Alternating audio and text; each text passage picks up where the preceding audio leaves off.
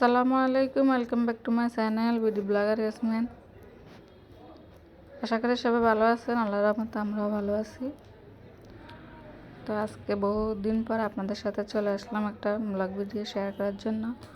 দীর্ঘদিন থেকে আমি চ্যানেলে কোনো ভিডিও আপলোড করি নাই, তো আজকে অনেকদিন পরে আসলাম আপনাদের সাথে কিছু কথা বলার জন্য আর কিছু ভিডিও শেয়ার করার জন্য। তো এটা ছিল 28 রমজান, আমরা যখন গ্রামের বাড়িতে যাচ্ছি তখন রাস্তা দিয়ে একটু ভিডিও করলাম। রাস্তার পাশে অনেক সুন্দর সুন্দর গাছপালা, ফুল ফুটে আছে, আসলে সুন্দর লাগছিল দৃশ্যটা। তো সবসময় যাওয়ার সময় দেখি যে ফুলগুলো ফুটে থাকে রাস্তার মাঝখানে, ওই পাশে একটা রাস্তা এই পাশে একটা রাস্তা, যাওয়ার জন্য আসার জন্য এদিক থেকে একটা যাবে ওদিক থেকে একটা যাবে। তো মাঝখান দিয়ে অনেক সুন্দর সুন্দর ফুল বাগান, গাছপালা, তো ওগুলো আসলে দেখতেও অনেক ভালো লাগে। তো যাই হোক, আল্লাহর রহমতে আমরা বাড়িতে পৌঁছে গেছি খুব ভালোভাবে, আপনাদের দোয়া আর ভালোবাসায়।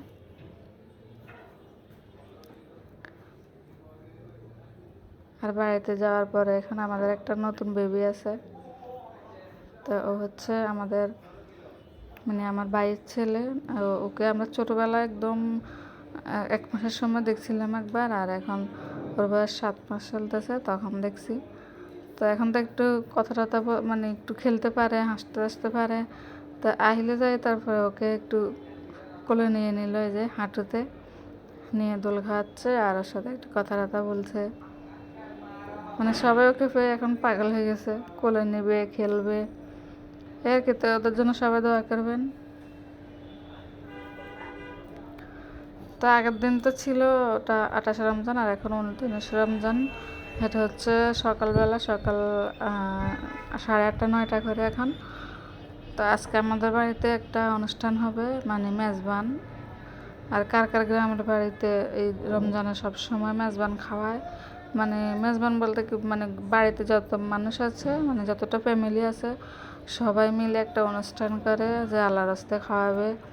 আমাদের যারা বেঁচে নেই দুনিয়াতে, বাবা মা, দাদা দাদি, সবাই আত্মীয় স্বজন যারা দুনিয়া থেকে চলে গেছে, তাদের জন্য একটু দোয়া টোয়া করানোর জন্য কিছু আয়োজন করে আর কি। সবসময় আমি ছোটোবেলা থেকে দেখে আসছি আমাদের বাড়িতে এই রেওয়াজটা আছে।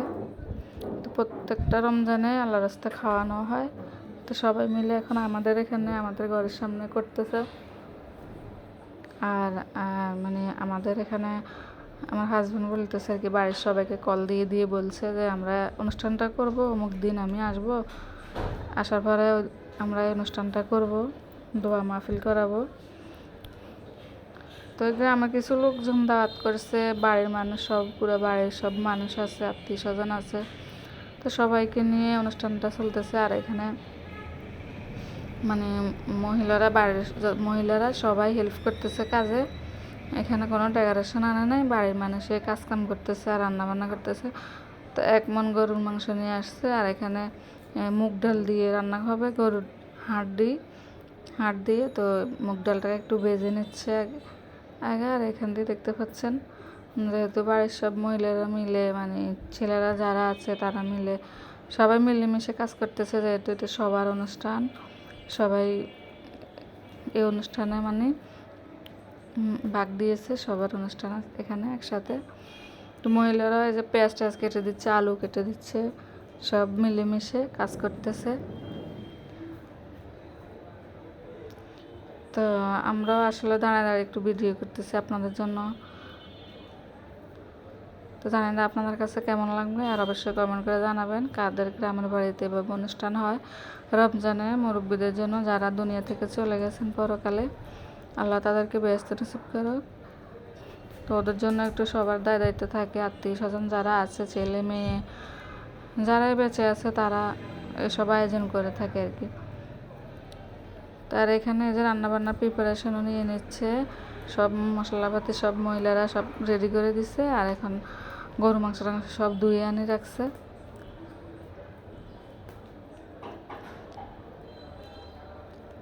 তো ডেকোরেশন থেকে কিন্তু বড় পাতিল নিয়ে আসছে, প্লেট টেলেট সব নিয়ে আসছে ভাড়া করে। আর আমাদের বাড়ির লোকজন মিলে রান্না করতেছে। তো যিনি রান্না করতেছে উনি খুব ভালো রান্না করতে পারে, ডেকোরেশনের মতো। সবসময় যখন বাড়িতে কোনো অনুষ্ঠান হবে, মানে বিয়ে ছাড়া আর কি, ছোটোখাটো বিয়ে হলেও রান্না করতে পারে, আর যখন বড় অনুষ্ঠান হয় তখন তো ডেকোরেশনে রান্না করে, আর এই ধরনের কোনো অনুষ্ঠান হলে উনি রান্না করে থাকে।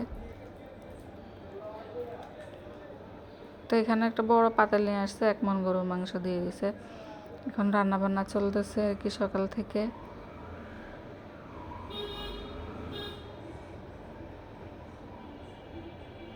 তো রান্নাবান্নাটা আমাদের উঠানেই হচ্ছে, আর সেজন্য আমাদের আরও ভালো হয়েছে ভিডিও করতে।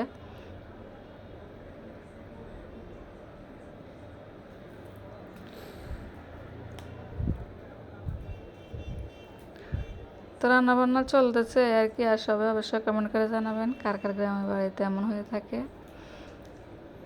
আর কার ভালো লাগলে অবশ্যই সাবস্ক্রাইব করে দেবেন, লাইক দিতে ভুলবেন না।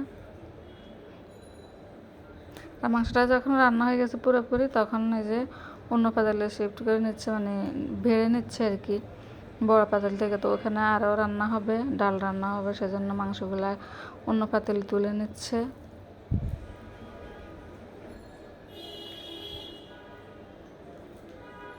তো এই ধরনের অনুষ্ঠান আসলে অনেক আনন্দ আছে, মানে খুব ভালো লাগে। বাড়ির সবাই মিলে একত্রিত হয় ঈদে, মানে সব যারা শহরে থাকে তারাও গ্রামে আসে, যারা গ্রামে আছে তারা তো আছে, সবাই মিলে একটা আনন্দ মুহূর্ত উপভোগ করা যায়। তো ডালটাও বসাই দিচ্ছে, আর এখন ডালের জন্য মানে পরিমাণ মতো পানিও দিয়ে দিচ্ছে, যেহেতু এখানে অনেকগুলা ডাল রান্না হচ্ছে। এক পাতিলে তো মানে ডাল রান্না হচ্ছে আর কি গরুর হাড্ডি দিয়ে।